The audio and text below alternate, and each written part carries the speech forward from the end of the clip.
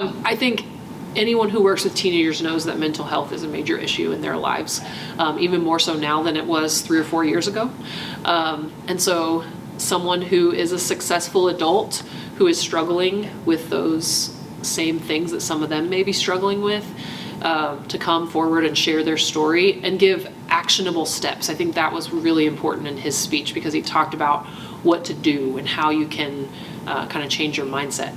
And so for our kids who are struggling with mental health, that's really important. But I also liked how he put tools out there for them to go find for kids who may have a friend who is struggling, because that's a big part of what we deal with as well, that they know that their friend is not well, but they don't know what to do to help them. And so I think it gave them some tools in their toolbox that they will be able to use, if we can get that message in front of students, to help them deal with those tough situations.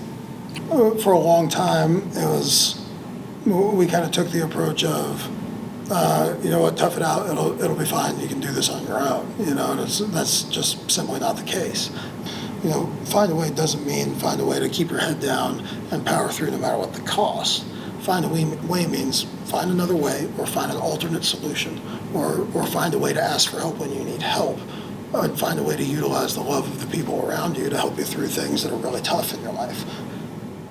Some of these schools don't have a whole lot of resources for kids to use, which hopefully we'll be able to change in the next few years. But at the same time, it's like, if at the very least, you understand that everybody has somebody that loves them and cares about them, and would be devastated if they weren't here anymore.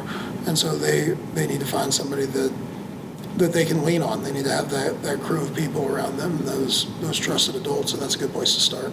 That situation is pretty unique. I don't know that we've come across that. Like, for them to understand how important their mission is and to be willing to do it at such a low cost. I think professional speakers like that are typically very expensive. And so for them to make themselves accessible to every school in the state, because they're being sponsored by somebody else who understands how important that message is, it's a unique situation that we have not encountered before. So that's pretty exciting.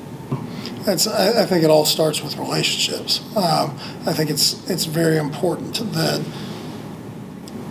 everybody, like we kind of talked about, having a group of people that you really connect with outside of the school environment or the work environment or anywhere where you have to be, so that way, like, those people notice changes in your behavior and they notice your demeanor. And so I think that's an important thing, is just starting with relationships and making sure that you're watching out for one another. The second thing is just making this okay to talk about. And we've certainly made some progress there in the last couple of years, but at the same time, we've got a lot of work left to do.